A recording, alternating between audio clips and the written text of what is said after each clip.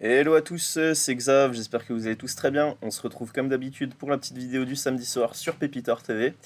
Et on commence tout de suite avec l'analyse comme d'habitude du CAC 40. Voilà.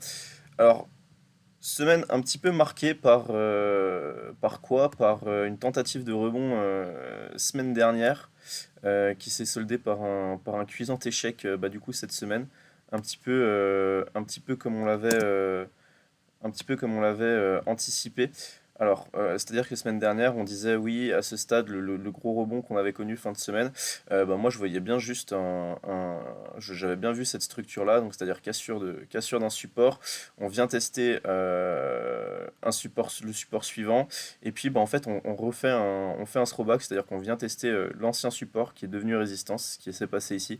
On n'a même pas allé fermer le gap du 9 juin. On n'a même pas réussi à aller fermer le gap et boum, retour en ligne droite à la baisse sur le support des 5880, 5850, enfin cette zone-là, là, qu'on voit qui est assez clairement établie, qu'on tient pour l'instant.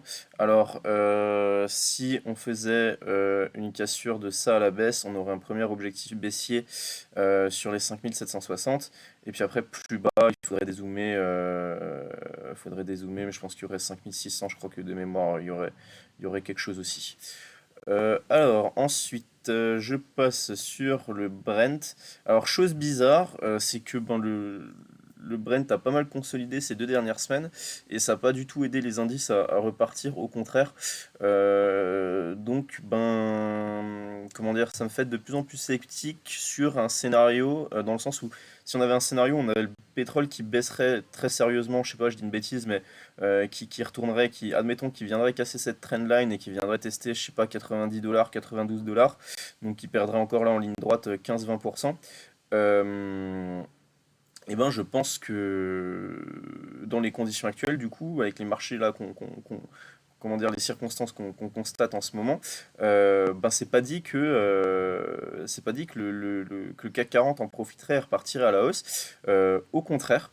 Donc voilà, pour la petite analyse sur le Brent, on est toujours, euh, on rappelle, hein, on était venu en gros tester la résistance, le niveau des 121, 122, on n'avait pas passé, on est revenu sur le support des 105, pareil qu'on a réussi à tenir. Et depuis, on est en train de retravailler entre cette résistance des 120 et support des 105. Si on venait à casser les 105, il y aurait la trendline ici. Et si on cassait la trendline par le bas, après, la première grosse zone, ce serait 93 dollars à peu près. Je commence tout de suite avec les actions de la semaine. Alors, je vais juste, voilà, simplifier un peu le graphique. Alors, DBV Technologies, semaine intéressante. Pareil, ça tient bien vu les conditions de marché actuelles. Fait notable intéressant, c'est que cette semaine, enfin du coup jeudi, on a fait une bougie, on avait fait une bougie, je crois qu'on a fait moins 5%, quasiment moins 6 au plus bas. On est venu pile poil tester la MM20 qui est haussière, la MM200 aussi, et puis on est en train de relancer. On a réussi à tenir, on a eu un peu des volumes vendredi, on a réussi à reprendre la MM7, ouais. Donc là, en fait, structure que j'aime bien, c'est-à-dire on vient tester, on fait un gros mouvement, un premier gros mouvement haussier, on consolide, on construit, on vient tester la M20, on repart, on reprend la M7, et puis là on a un non-croisement aussi M7, M20 qui pourrait se mettre en place. Donc c'est ce qu'on va observer la semaine prochaine. Alors, il y aurait signal d'achat, je pense, très sérieux si on passait 4,80 à la hausse. Euh, et je pense que tant qu'on quelqu'un qui veut acheter maintenant lundi à l'ouverture si ça ouvre à zéro, je pense qu'il ne faut pas qu'il hésite à sortir si on vient casser la M20 par le bas. Crossject, alors Crossject, on va pas trop regarder bon, on peut un petit peu, mais le graphe nous donne là, à ce stade, le graphe si on dézoome nous donne pas vraiment d'indication, c'est assez erratique, alors c'est pour ça que je préfère me baser sur la nouvelle structure qui est en train de se construire, donc là je suis en journalier. En fait, Crossject, il s'est passé quoi? Il y a eu une grosse news, ils ont eu une grosse commande du département américain Bardache, puisque c'est donc pour un de leurs produits, donc une grosse commande américaine, donc vraiment par un département en plus stratégique des États-Unis, donc une news qui a été forcément très bien accueillie par le marché, puisqu'on avait ouvert en hausse de plus de 100%. Et en fait, du coup, la première bougie ici, donc la bougie du 20 juin, nous donnait beaucoup d'indications. notamment les plus bas qui étaient à 3,12. En fait, on se rend compte que depuis on a construit, on n'a pas réussi à repasser les plus hauts là, des 3,90 hein, évidemment. Euh, Par contre, ce qui se passe, c'est qu'on est en train de construire une figure et on a réussi à tenir en fait la zone des 3,12 ici. 3,12 €, on a fait une clôture un peu plus bas, mais on a réussi à, je veux dire, globalement sur la semaine, on a réussi à la tenir et on est en train de repartir. Et en fait, ce qui est intéressant, c'est que là, c'est pareil. Je pense qu'il faudrait s'attendre à ce qu'on essaie de reprendre la même 7 et qu'ensuite on essaie de construire un non-croisement haussier M7, M20. Donc ça, c'est quelque chose qu'on va pouvoir observer dans les 10 prochains jours, hein, parce qu'on constate que la M20 est quand même assez loin encore, mais ça reste très très bien orienté à la hausse, on voit qu'il y a un petit peu des volumes, tout ça, tout ça. Donc cross-ject à surveiller, un passage dans tous les cas, hein. Je pense qu'après si on arrive à avoir une clôture au-dessus de 3,65 €, ça pourrait déclencher un nouveau mouvement haussier d'ampleur sur le titre. Donc cross-ject, je surveille là depuis récemment en fait. Voilà, voilà. Je passe Ibsen. Alors Ibsen, ben, le scénario qu'on avait vu la semaine dernière, c'était produit, hein. Donc on était où? On était où? Lundi 27, donc on était sur cette bougie juste sous les M20. Donc en fait l'idée c'était de se dire, j'avais dit qu'en gros on allait probablement retester la MM200 et la zone qu'on avait cassée, donc les 93 euros qu'on avait cassé par le bas qui avait déclenché toute cette baisse ici. On est en train de tester ça. Donc là, moi je pense que c'est probablement pareil que pour ce que j'ai montré sur le CAC 40, ce qu'on appelle un throwback, donc cassure de support. On trouve un autre support, on vient tester l'ancien support qui est en théorie devenu résistance. Donc là, pareil, en théorie, c'est devenu résistance. Donc deux solutions. Soit, bon, il y a un peu des volumes et tout, donc soit les acheteurs arrivent à être assez forts, on arrive à passer ça par le haut, on arrive à casser 95, 96 et on arrive à redéclencher un mouvement aussi, à repartir par le haut. Soit c'est vraiment juste un throwback, on est pile poil sur la résistance et on teste ça et puis on retourne construire en bas. Donc Ibsen, pareil, ce sera intéressant de voir si on a eu raison ou pas la semaine prochaine. Pour l'instant, on s'est pas trompé sur le scénario par rapport à la semaine dernière, donc c'est assez positif. Galapagos, les biotech qui se réveillent un petit peu. On a vu, bon, voilà, Galapagos, on avait parlé la semaine dernière la double test du support, là, grosso modo, sur 50 euros. On a réussi à reprendre la même 200. On voit qu'il y a la même 20 qui est en train de se retourner. La même 7 aussi. Enfin, on voit qu'on est en train de construire ce qu'on appelle peut-être comment on peut appeler ça? Bon, là, en gros, on a un plus bas et puis bon, on voit clairement qu'on a des indicateurs qui sont en train de se retourner. Donc Galapagos, ça pourrait peut-être être intéressant à prendre au-dessus de, je pense, 55 euros pour viser une relance haussière et essayer de se laisser porter en swing sur le titre. Donc c'est pas mal aussi Galapagos, à suivre. Alors, Eurobio, bon, superbe graphe encore, hein, toujours, je répéterai toutes les semaines, mais ça faudra un truc aussi propre, c'est vraiment très très rare. Je veux dire, là on a vraiment, normalement c'est toujours des zones qu'on prend en analyse technique, là on a vraiment des points super précis, donc parfait. Alors, Eurobio, je suis dedans personnellement, je suis rentré, si je dis pas de bêtises, je suis rentré mercredi sur 20,30 € sur les plus bas de la veille, du mardi, et sur la même 200. Je voyais ça un peu comme un pullback suite à la cassure de l'oblique. Et puis depuis, on a réussi à bien relancer. Il y a la M7 en soutien, la M20 qui est en train de se retourner, la M50 aussi. On est au-dessus de la M200. Et puis surtout, on est juste sous les 21,50 €. Donc c'est clairement ça qu'il faudra faire casser pour ouvrir le potentiel haussier direction des 24 euros. Euh, alors on a un petit peu retour des volumes là depuis 2-3 semaines. Je pense que cette cassure-là, ce sera clairement possible là avec la relance du Covid, là comme on entend un peu partout dans les médias. Donc à savoir, hein, toujours Eurobio, valeur spéculative un petit peu liée Covid. Donc toujours intéressant d'avoir ce genre de valeur en portefeuille quand il y a le Covid sur le devant de la scène. Donc là, clairement, moi, mon plan, c'est stop à zéro et puis je me laisse porter. Pour l'instant, je me laisse porter. Mon objectif, ça va vraiment être 24 pour vendre une partie de la ligne et puis après, voir peut-être même plus, hein, si ça s'emballe au niveau de l'actualité, on verra. Ce que je ne souhaite évidemment pas, hein. Bois Concept, petite valeur, pas trop de volume, mais on tient toujours bien la zone des 30 euros. Tant qu'on tient la zone des 30 euros, je reste positif sur le titre. Après, si on venait à casser ça plus bas, il y aurait éventuellement un gap à combler 25,60 et on aurait même 200 sinon. Voilà, rien d'autre à dire sur le titre. Katana Group, malheureusement, l'environnement se dégrade un petit peu. Alors, j'espère qu'on verra bien sur la vidéo. On voit hein, clairement la trendline euh, qui est en train de casser par le bas, tout simplement. On a eu un gap baissier jeudi. C'est pas bon, c'est pas bon. On a un non-croisement baissier qui se met en place, M7, M20. Est-ce qu'on va réussir à tenir cette zone-là des 6 euros? Sinon, après, il y aura encore les plus bas de mars à 5,72. Mais là, c'est vraiment l'environnement, c'est vraiment dégradé. Techniquement, ça s'est vraiment dégradé. On a cassé une grosse zone de support, on a cassé la trendline. C'est assez. Je passe assez sceptique sur Katana. J'espère qu'elle va réussir à retrouver des couleurs et à se reprendre. Parce que fondamentalement parlant, j'estime que ça reste quand même encore vraiment pas cher. Mais bon, après, le marché en ce moment, on peut pas trop. Voilà quoi, cher, pas cher. Pas grand chose à foutre, il fait pas vraiment la différence. Tout est sanctionné pareil quasiment, donc voilà. Donc Katana Group, attention à la dégradation qui est en train de se produire. Il y en a des exemples hein, de belles valeurs qui se sont faites, bon même si fondamentalement parlant c'est pas la même chose et c'était des valeurs qui étaient beaucoup plus chères, mais on se rappelle de Esker hein, qui avait eu aussi une super trendline comme ça pendant 2 ans et puis bah, le jour où ça a cassé derrière c'était la Bérésina pendant des mois et des mois.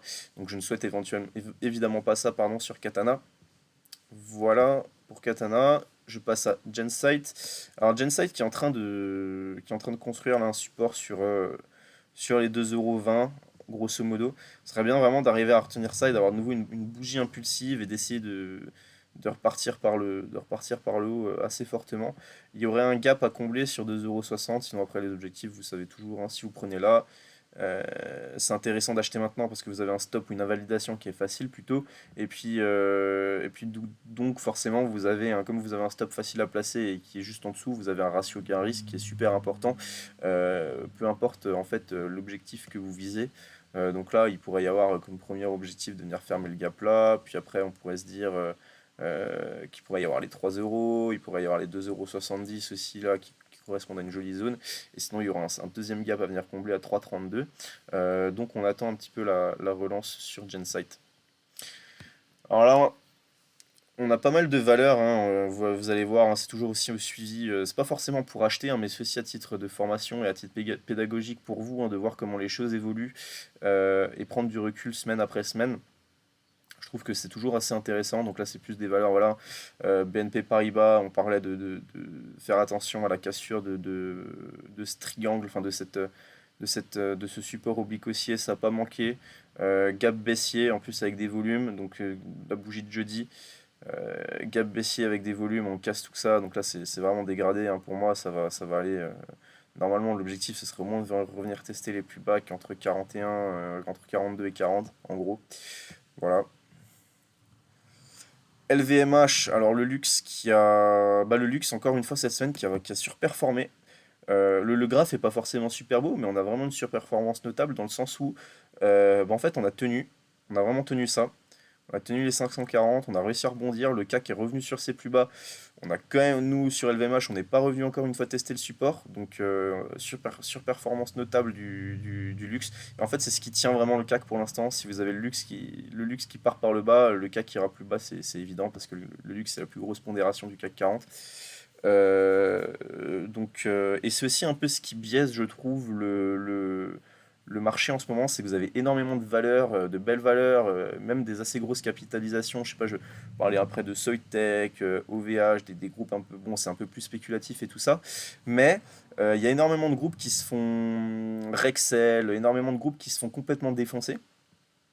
Et on pourrait se dire, mais purée, c'est quoi ce bordel? Pourquoi on se fait défoncer alors que le CAC tient?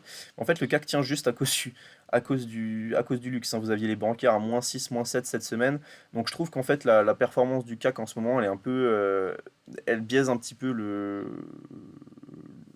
marché en général, dans le sens où s'il n'y avait pas le luxe, ou si le luxe tenait moins bien, on serait vraiment plus bas sur le CAC 40. Donc c'est ça qu'il faut vraiment avoir à l'esprit à l'instant T.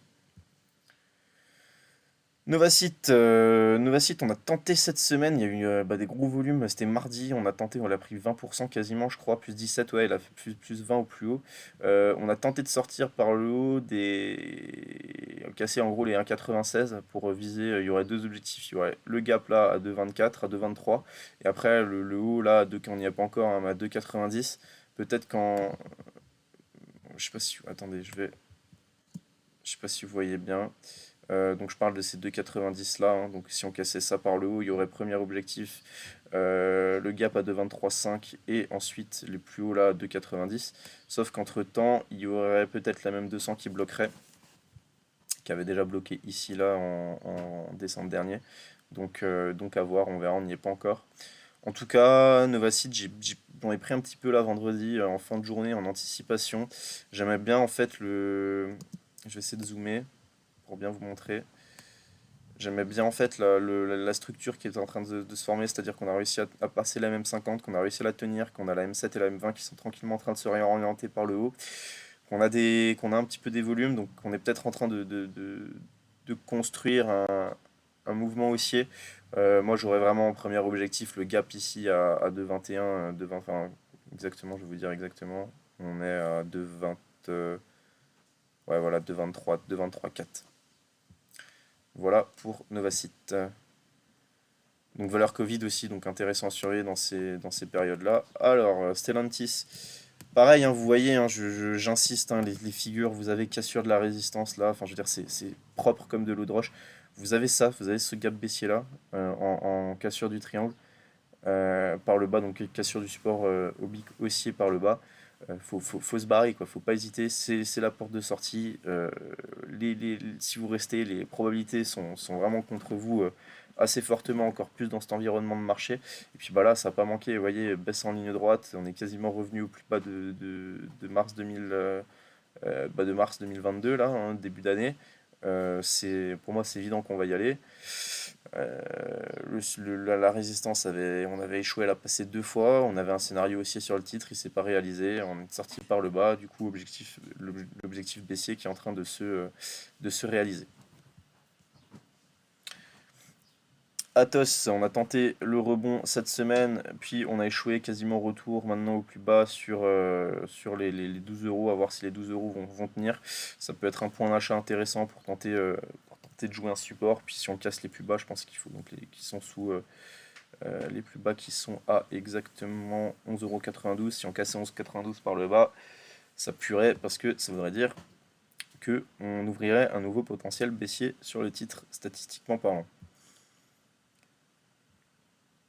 Air Liquide, alors attention à Air Liquide, pourquoi? Parce que, bon, en théorie, là, c'est plutôt beau, et si on dézoome, hein, c'est plutôt très beau, et on est sur un point d'achat clairement. Après, il y a deux choses qui doivent attirer votre attention là quand je prends ce graphique. C'est que, premièrement, le premier rebond qu'on a fait fin de semaine dernière a pas fait long feu. On est revenu instantanément tester le support, qu'on est en train de grignoter un petit peu. Et ensuite, deuxième point notable, c'est que on voit, hein, les volumes à la baisse sont énormes. Euh, Air Liquide, c'était une des dernières valeurs qui vraiment surperformait absolument tout là ces dernières semaines.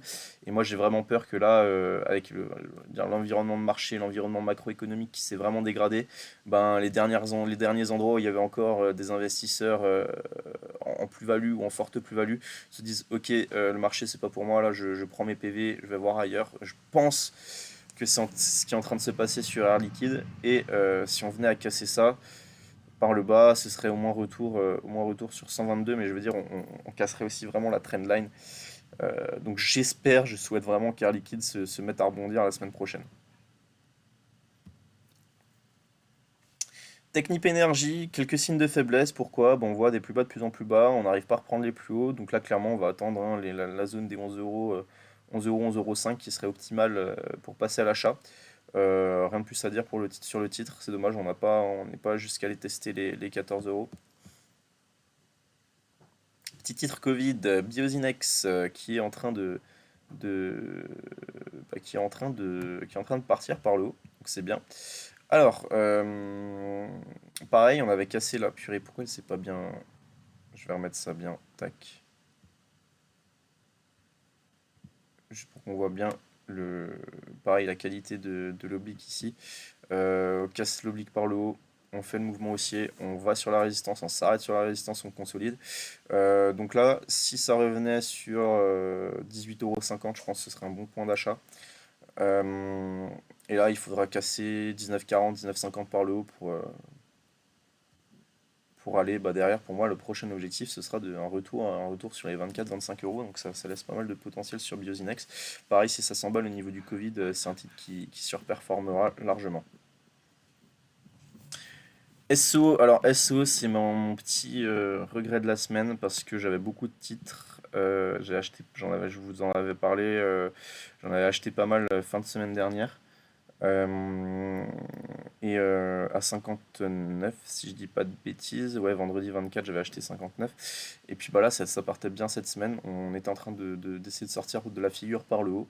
Malheureusement, on n'a pas réussi. Et puis bah, derrière, consolidation, on repère 10-12%. J'ai plus de titres, j'ai vendu un petit peu, en toute honnêteté, j'en ai vendu un petit peu à 64, j'en ai revendu un petit peu à 62 et j'ai vendu le reste vendredi matin à l'ouverture. Donc là, ben, je pense qu'à ce stade, je vais attendre deux choses. Soit on revient sur l'oblique et on arrive à tenir et on repart. Et dans ce cas-là, je pense que cette fois-ci, si on revenait tester la résistance, cette fois-ci, ce sera la bonne. Soit on repart tout de suite tester la résistance, chose que je ne souhaite pas dans le sens où je n'ai plus de titre. Soit on revient sur le support, on casse le support et dans ce cas-là, ça peut être retour sur 48 €. Scénario que je souhaite le moins évidemment. Après, chose notable à marquer sur SO, c'est que de toutes les valeurs un petit peu parapétrolières, bon là j'ai pas Total Energy, mais de toutes les valeurs parapétrolières que je présente, Morel et Prom qu'on verra après, Valorec, etc., c'est encore la seule qui tient vraiment bien, qui tient vraiment sa figure. Donc je pense que les investisseurs commencent vraiment à se rendre compte de la différence entre SO et les autres. SO qui est quand même qui est beaucoup moins impacté en ce moment par la volatilité du baril. Hein. Ce qui compte vraiment chez SO, c'est les marges de raffinage. C'est vraiment ça qu'il faut regarder pour calculer la rentabilité du groupe. Et elles sont pour le moins énormes encore pour l'instant. Donc voilà. Jacques Metal, bah rien à dire, c'est dommage, on a cassé là. Pourquoi elle s'est enlevée mon graphique par rapport, par rapport à la semaine dernière? Euh, Tac, seconde.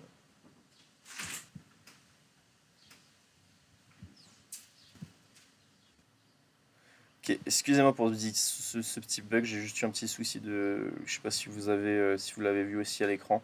Autant pour moi, donc... Jacques et Metal, je disais quoi? Je disais, bah du coup, pareil, ici on voit hein, la puissance de l'analyse technique, on a clairement une oblique, un support oblique aussi là. On le casse par le bas, boum, chute en ligne droite, et puis bah, pareil, on est quasiment revenu au niveau de mars 2022. Euh, voilà, c'est vraiment dégradé, c'est vraiment dommage. C'est une belle valeur. En plus, Jacques Metal, c'est bon, c'est le marché en ce moment, malheureusement. Médian Technologie, toujours dans son range. Pas grand chose à dire sur la valeur.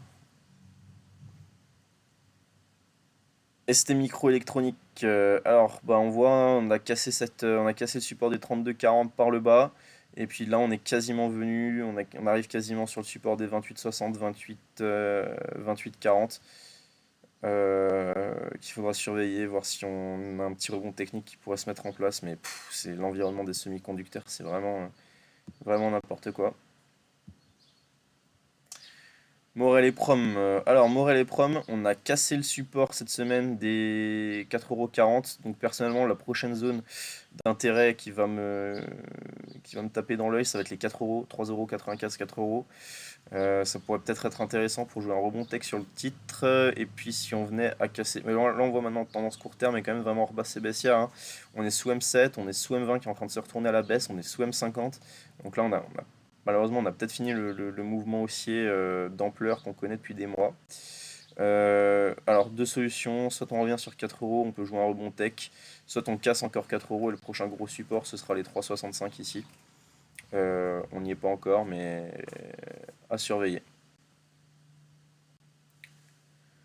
Soitec pareil, environnement semi-conducteur, enfin secteur des semi-conducteurs, pardon.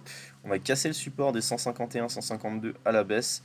Vous voyez, on casse sur cette grosse bougie, derrière on fait un throwback, on revient tester l'ancien support qui est devenu résistance, on repart par le bas, et puis là on cherche un nouveau support, et on est quasiment de retour sur les plus bas de février-mars à 128,30 € sur le titre. Donc ben, tout ça pour rien. Eramet, alors Eramet, je vais essayer de dézoomer un petit peu.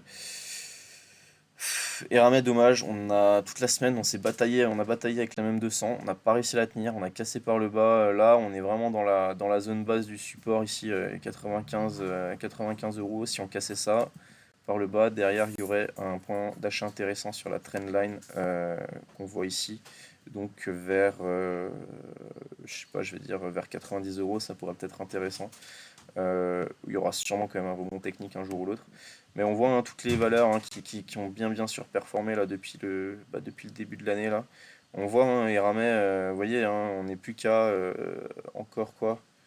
On a quasiment retracé tout le mouvement depuis janvier. Quoi. Donc les 100%, même plus qu'on avait pris en ligne droite. Là, si on revient, il y a un gap en plus à 71. Ça correspond au 31 décembre. Bah, si on voit là, 25% de baisse, et puis on serait de retour, au plus bas enfin, on serait de retour, pardon, sur les niveaux de janvier 2022. Donc, c'est-à-dire que là, on a retracé déjà plus de la moitié, même plus, les deux tiers de toute la hausse là en pas longtemps. Donc, c'est assez bizarre si même les valeurs qui surperformaient jusqu'à maintenant se mettent à se faire démolir aussi. On n'a pas fini de galérer sur les marchés. XFAB, exactement la même structure que Stellantis que j'ai montré avant. Pareil, on disait en semaine dernière ou il y a 2 semaines, cassure là par le bas, faut se barrer, ça va aller en bas. Puis ça loupe pas. Encore moins 4% là vendredi. Bah là, on n'est pas loin du coup des plus bas de mars 2020, donc à 5,60 €. Zone que je surveille moi personnellement pour potentiellement reprendre des titres. On verra le jour où ça se produit. Valneva, j'avais proposé un scénario la semaine dernière qui s'est pas du tout réalisé. J'en ai parlé deux trois fois sur Twitter. J'ai essayé de tenter des trucs en UT 1 heure, en UT 4 heures. Il n'y a rien qui a passé. Elle a fait de la ligne droite à la baisse sur toute la semaine. Là, honnêtement, je sais pas trop quoi dire. Il y aurait un gap à venir combler encore à 8 euros, mais ça me paraît. Pour moi, c'est un gap de rupture suite à des bonnes news, donc ça me paraît un peu trop tôt pour revenir jusqu'à ce gap-là. On en a déjà comblé deux. On a comblé celui du 22 juin, on a comblé celui du 20 juin. Euh, Franchement, je sais pas trop quoi dire sur Valneva. Les mouvements sont vraiment pas pigeables. On a l'impression les supports font pas support. On va pas tester les résistances entièrement. Enfin, je veux dire, là, on était à quoi? À 10 centimes d'aller fermer le gap. On n'a pas été foutu d'aller fermer le gap en 2 jours. Donc, le gap des 15,10 €, on s'est arrêté sur les 15 euros. Je sais pas où sera le point bas sur Valneva. Je sais pas. Vraiment, je sais pas. Il y aura peut-être un truc là si elle voulait venir sur 9 euros. Peut-être 9,40 €, je sais pas trop. Voilà, Valneva, là, honnêtement, un peu perdu. C'est juste assez sidérant de voir ça, quoi. Bon, hausse en ligne droite, ok, il y a eu des news. Après, baisse en ligne droite, sans, je veux dire, sans un petit rebond technique, quoi. C'est assez, même en intraday, assez bizarre.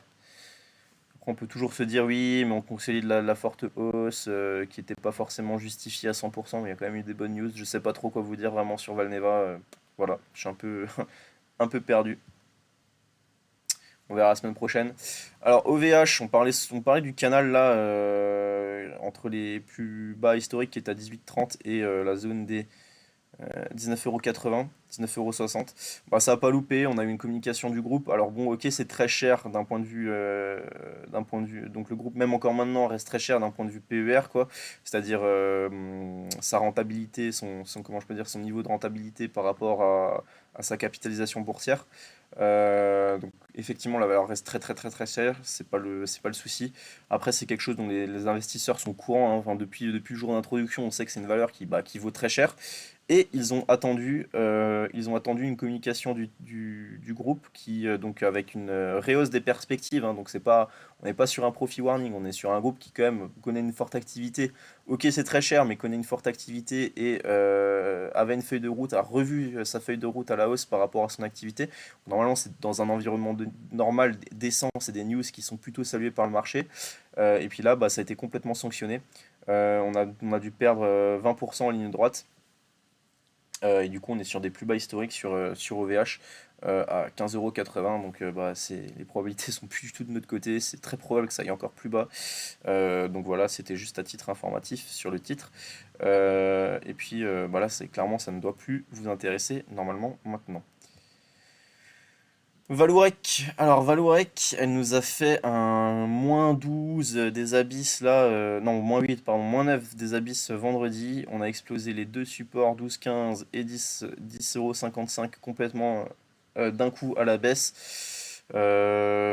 C'est encore une fois, ça démontre comment dire, la difficulté du marché en ce moment parce que là, vous voyez, enfin je veux dire normalement, euh, c'est pas un problème qu'on vienne tester le support, mais là normalement on doit pas casser ça comme ça d'un coup. On doit avoir un rebond technique intraday, à la limite, on doit faire une mèche, on doit le tenir. Enfin, ce genre de bougie, ça vous casse le cerveau, quoi, par rapport à ce que vous surveillez, par rapport à les scénarios qu'on rencontre habituellement. Donc c'est vraiment, vraiment très, très dur. Donc là, malheureusement, dans ces circonstances-là, et en partant du principe qu'on a cassé le support, enfin, qu'on a vraiment enfoncé le support et qu'on a réouvert un potentiel baissier, le prochain point qui pourrait m'intéresser, ce serait si on vient sur la MM 200 ici. On n'y est pas encore, mais c'est ce que je vois, quoi. Un test d'AMM200 éventuellement rebondir. Euh, voilà, voilà. Sinon, après, il y aurait toujours le. C'est loin, hein, c'est loin, mais il y aurait toujours le gap du 24 février à 6,90 €. Bon, on n'y est pas encore, mais on sait jamais dans ce marché de fou furieux, tout est possible. Euh, voilà, c'est plus à titre informatif que je dis ça. Et je finis avec ça me fait rire parce que c'est drôle, mais comment je peux dire ça, notre superstar de la semaine, j'ai nommé Metabolic Explorer. Aïe aïe aïe, qu'est-ce que ça fait mal au cœur, enfin je veux dire, alors à la pointe de la technologie, on essaie de révolutionner des choses, on essaye d'apporter des choses nouvelles, on essaie de trouver des alternatives au pétrole. Dans l'idée c'est bien, après c'est des boîtes, on sait que c'est des boîtes c'est difficile hein, de se développer, qui sont pas forcément super rentables et tout. Et puis là, bah sanction quoi, profit warning, donc en fait la boîte elle a dit quoi, grosso modo? Ils ont dit en gros, donc ils ont des usines, ils fabriquent, voilà, ils fabriquent des compléments alimentaires, ou comment je peux appeler ça, des produits alimentaires sans pétrole et tout ça, avec des ingrédients d'origine naturelle, produits sans pétrole, etc. Comment je peux le dire, c'est pas pour l'alimentation, la nutrition animale principalement. Alors ce qui est très dommage, c'est que c'est une boîte qui a vraiment passé le cap de la start-up et qui était partie sur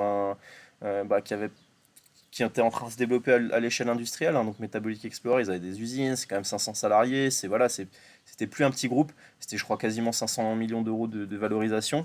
Et puis là, bah, l'inflation et la crise en Ukraine sont venues complètement bousiller leur business. Pourquoi? Bah, parce que forcément, ce qu'ils vendent, bah, c'est un peu plus cher, comme c'est un peu plus quali et c'est sans pétrole et c'est sans machin et c'est un peu plus cher. Donc forcément, baisse d'activité en ce moment. Et puis bah, comme si la baisse d'activité ne suffisait pas, augmentation de leurs coûts de production, parce que bah, les usines, il faut les faire tourner, hein, l'énergie, tout ça, c'est du gaz, c'est machin. Et donc, bah, gros profit warning, parce que bah, du coup, ils ont des coûts ils ont une augmentation de leurs coûts qu'ils n'arrivent pas à répercuter sur leur prix de vente. Et en plus de ne pas pouvoir répercuter leurs coûts sur leur prix de vente, ils ont une baisse de l'activité. Donc autant vous dire, là, ils ont revu la fiche de route, ils sont revenus 5 ans en arrière. Enfin bon, bref, voilà, ça s'était sanctionné, un -50 en ligne droite, on a explosé la zone de support comme on voit ici. Et, euh, et puis bah, de retour sur une zone support là, sur les 2 €, hein, j'ai noté, si on arrive à tenir ça, ça peut être ok. Il y aurait peut-être un rebond tech à jouer dans les jours suivants, mais ça me paraît utopiste, mais bon, la zone est à surveiller, hein. On voit, hein, ça correspondait au plus haut de juillet 2016, et puis là, c'est pareil, ça correspondait donc la zone sur laquelle on est actuellement, correspondait quand on avait cassé cette zone-là à la hausse, bon, on avait lancé tout le mouvement haussier derrière. Euh, Voilà, voilà, rien d'autre à dire sur Metabolic Explorer, si ce n'est que je suis un petit peu triste parce que vous savez, c'est une valeur qu'on suivait beaucoup ici, qu'on appréciait vraiment. Donc, malheureusement, c'est comme ça. Tant pis, tant pis. Voilà, voilà. Toujours, j'espère qu'on va avoir du mieux bientôt sur les marchés parce que c'est quand même vraiment très très difficile, hein, de performer dans l'environnement actuel. Il y a plein de valeurs qui se sont découpées, on commence à avoir des mauvaises nouvelles. Ça laisse présager quand même, du négatif encore pour la deuxième partie de l'année, ce que je ne souhaite évidemment pas. Après, bon, l'important c'est d'aller bien, personnellement parlant. Euh, donc j'espère que vous allez tous bien. Je vous souhaite un excellent week-end. Je vous dis à la semaine prochaine et à lundi sur Twitter. Ciao, ciao. Comme d'hab, n'hésitez pas à partager la vidéo pour le référencement. Et ah oui, et aussi je serai en live pour ceux qui vont voir la vidéo ce soir. Je serai en live dimanche soir à 19 h sur WeBourse avec Adrien Picot, donc Adrien que vous connaissez sûrement, qui est un peu un spécialiste du trend following et une personne avec qui je travaille, disons professionnellement parlant, dans la même entreprise. Et on fait une petite vidéo un peu interview, un peu débat sur tout ce qui se passe, sur nos méthodes, sur comment on appréhende les marchés, etc. Donc sur sa chaîne WeBourse, je vous insiste, je vous dis allez voir sur Twitter, j'ai retweeté le truc. Donc si ça vous intéresse, dimanche soir 19 h, ce sera en live sur Twitch. Allez voir son profil Twitter ou le mien, vous aurez toutes les informations. Voilà, voilà, je vous souhaite un excellent week-end. Je vous dis à bientôt et à lundi sur Twitter. Ciao, ciao tout le monde, à plus.